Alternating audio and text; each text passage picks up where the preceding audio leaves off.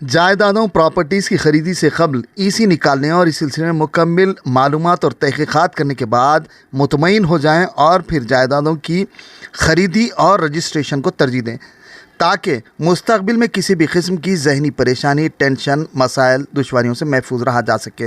रियासती हुकूमत की जानिब से नोटराइज डॉक्यूमेंट के रजिस्ट्रेशन के अहकाम जारी किए गए थे, लेकिन हाई कोर्ट ने उस पर स्टे लगाया है। दूध बोली सब रजिस्ट्रार के ज़िम्मेदार असिस्टेंट रजिस्ट्रार आमिर फराज ने मीडिया से बात करते हुए ये बात कही। उन्होंने इस सिलसिले में मज़ीद तफसीलात पेश है इस सिलसिले में खुसूसी रिपोर्ट।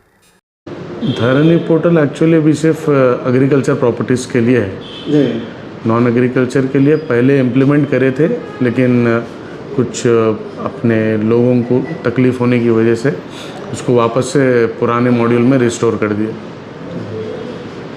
अच्छा, ये जो गवर्नमेंट की तरफ से एक स्कीम चल रही है उसका क्या है?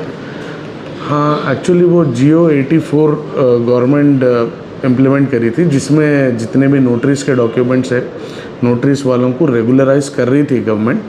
तो आप उसका प्रोसीजर ये था कि मी सेवा में आप उसका एप्लीकेशन फाइल करके आप कलेक्टर ऑफिस को और आरडीओ को वो आगे फॉरवर्ड हो रहा था।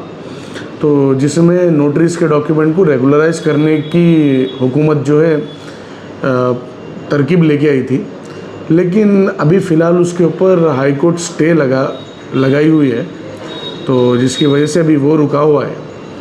तो कितने पैसे हो रहे थे और कितने स्क्वायर फीट या फिर कितने गज की? जी नहीं, वो 125 स्क्वायर यार्ड तक हुकूमत फ्री रखी थी, उस पर कोई चार्जेस वगैरह नहीं था। नॉमिनल यूज़र चार्जेस कुछ जो भी मी सेवा का था वो एक 100-200 रुपीज़ ऐसा कुछ चार्ज कर रहे थे मी सेवा में, वो मी सेवा के चार्जेस थे, लेकिन हुकूमत की तरफ से टोटली फ्री था। अच्छा, 120 गज के बजाय उससे अगर इजाफा रहा तो उसके वास्ते कितने चार्जेस? उसके लिए भी गवर्नमेंट बहुत नॉमिनल फ़ीस रखी थी। अप टू 3000 स्क्वायर यार्ड्स का अगर किसी का नोटरी डॉक्यूमेंट है, जिसका अनरजिस्टर्ड डॉक्यूमेंट है, जो किसी वजूहत की वजह से रजिस्ट्रेशन नहीं करवा सके, उनके लिए भी जो है सहूलत गवर्नमेंट दी। क्या वो सहूलत अभी भी बाकी है? हाँ, बाकी तो रखना चाह रही थी गवर्नमेंट, लेकिन हाई कोर्ट उसके ऊपर स्टे लगाया। हाई कोर्ट का स्टे है अभी। अच्छा, आपके पास रोज़ाना कितने रजिस्ट्रेशन होते हैं? हमारे पास ऑन एवरेज 15 रजिस्ट्रेशंस होते हैं, ऑन एवरेज 15 to 20 रजिस्ट्रेशंस होते हैं। अच्छा, ये रजिस्ट्रेशन का प्रोसेस है, उसके अंदर क्या क्या चीज़ लोगों को लाना पड़ता है? सबसे पहले मैं लोगों से ये बोलना चाहूँगा कि आप जब भी रजिस्ट्रेशन करवा रहे हैं, तो आप कोई प्रॉपर्टी परचेज़ कर रहे हैं तो आप सिर्फ ये चीज़ देखिए कि पहले ईसी चेक करिए प्रॉपर्टी का, वेदर कि वो प्रॉपर्टी के ऊपर कोई मॉर्टगेज है या वो प्रॉपर्टी किसी को एग्रीमेंट करे हुए हैं, वो आपको ईसी में पता लग जाता। और ईसी का मॉड्यूल भी इतना आसान है, हर सिटीज़न के लिए अवेलेबल है। आप हमारी वेबसाइट है telangana.registration, आप उसके ऊपर जा सकते हैं। जाके जो है आप कौन सी भी प्रॉपर्टी के बारे में, आप जो भी प्रॉपर्टी परचेस कर रहे हैं, आप उस प्रॉपर्टी के बारे में तमाम डिटेल्स हासिल कर सकते हैं। और दूसरी चीज़ मैं ये बोलना चाहूँगा कि आप जब भी प्रॉपर्टी ले रहे हैं तो उसको अच्छे तरीके से वेरीफाई कर लीजिए, पोजीशन में है नहीं है जिससे आप परचेस कर रहे हैं उनके लिए, और ईसी वगैरह चेक कर लीजिए, डॉक्यूमेंट्स चेक कर लीजिए, और फिर रजिस्ट्रेशन का प्रोसेस जो है आपके लिए आसान हो जाएगा। लीगल आपको कोई इश्यूज़ नहीं आएगा। अच्छा, जो आमतौर पे जो रजिस्ट्रेशन का जो फीस है वो कितनी है? यानी 50 गज के अंदर कितनी है, 100 गज के अंदर? जी नहीं, रजिस्ट्रेशन का फ़ीस ऐसा है जैसा कि अगर आप कोई सेल डीड करवा रहे हैं तो सेल डीड पे स्टैम्प ड्यूटी गवर्नमेंट चार्ज कर रही है 5.5% ऑन मार्केट वैल्यू।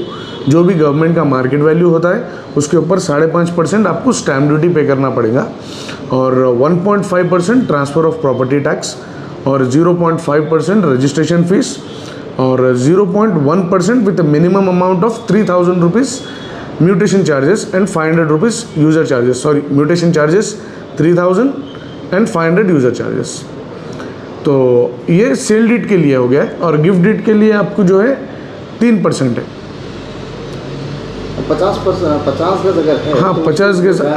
देखिए, मुख्तलिफ एरिया में मुख्तलिफ एरिया में कितना होगा? दूध बोली में भी आपको अलग डिफरेंट लोकेलिटीज़ में मार्केट वैल्यू अलग अलग है। आप जैसे कि अगर बात करेंगे हमारे किशन बाग में 12,200 रुपये रेसिडेंशियल का वैल्यू है। अगर आप उसके हिसाब से लेंगे तो 12,200 के ऊपर जो भी मार्केट वैल्यू आएगा उस पर आपको 7.6% पे करना पड़ेगा। मतलब कि अगर आपकी प्रॉपर्टी 1 लाख रुपए की वैल्यू आ रही तो उसके ऊपर आप 7,600 रुपये स्टैम्प ड्यूटी पे करते हैं रजिस्ट्रेशन चार्जेस के साथ। अच्छा, आवाम को क्या मशवरा देंगे आप? आवाम को तो ये मशवरा दूंगा कि आप जब भी प्रॉपर्टी परचेज़ कर रहे हैं उसको अच्छी तरीके से वेरीफाई करिए, उसका ईसी वेरीफाई करिए, आजू बाजू आप एक बार पूछिए कि पोजीशन उनका ही है नहीं है, कुछ लिटिगेशन है या नहीं है। ये सब आप मालूम करने के बाद में और एक दिन पहले आप चालान पे कर लीजिए। रजिस्ट्रेशन ऑफिस में आके डोर नंबर चेक करवा लीजिए कि वो उस प्रॉपर्टी पे कुछ प्रोहिबिशन है क्या। अगर कोई प्रॉपर्टी पे कुछ प्रोहिबिशन होता है तो गवर्नमेंट की तरफ से हमारे पास हम लोग जो है उसको प्रोहिबिटेड प्रॉपर्टी डाल देते हैं। अगर कुछ केस है या कुछ बैंक में पैसे बाकी है या कुछ कोर्ट स्टे है तो हम लोग उसको जो है प्रोहिबिशन प्रॉपर्टी में डाल देते हैं। तो आप एक बार वो नंबर वगैरह चेक करवा लीजिए तो आपको जो है रजिस्ट्रेशन में आसानी होगी।